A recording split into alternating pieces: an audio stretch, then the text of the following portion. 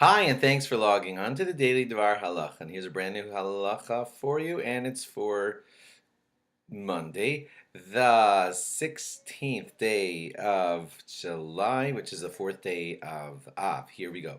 More laws about Tisha B'Av, which is drawing very close. We're going to be commemorating the fast on this coming Sunday. Starts right after Shabbos. So the general rule is that children under bar or bas mitzvah don't have to fast.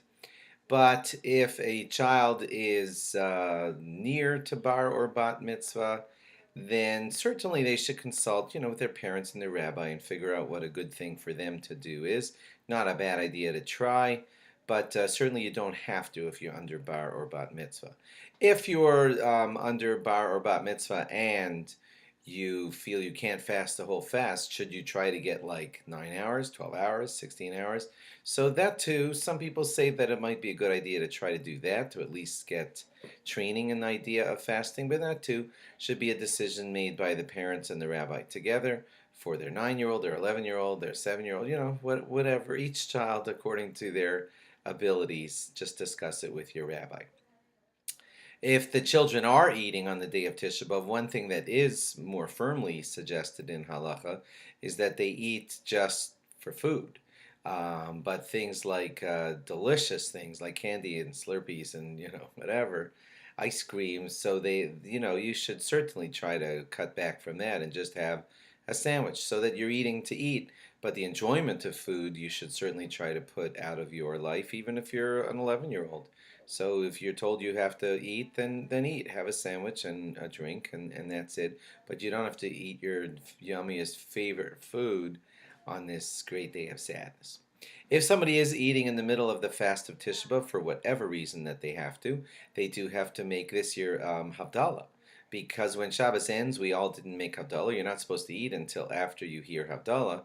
So that person would have to make Havdalah on something like, not grape juice or wine, but something like beer, or again, you might have to discuss that with your rabbi. If it's a 9-year-old kid and you might not want them to have beer.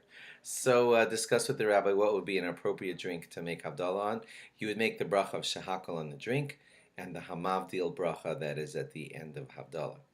If you want to rinse out your mouth, not to swallow, but just to spit it out, generally the short answer is you should try not to do that. What halacha does say is that if you're under great distress, then you might be permitted to just rinse out your mouth a little bit and spit it out and bend over so that it'll help you make certain to not swallow. Mouthwash, which of course you're going to spit out, Rav Moshe Feinstein was of the opinion that mouthwash was like a rechitza, a washing of the mouth. And we don't bathe or wash on Tisha B'Av, so mouthwash would be not allowed. If you're a person that has to take daily pills for whatever reason, so it is okay to swallow a capsule or a bitter liquid medicine.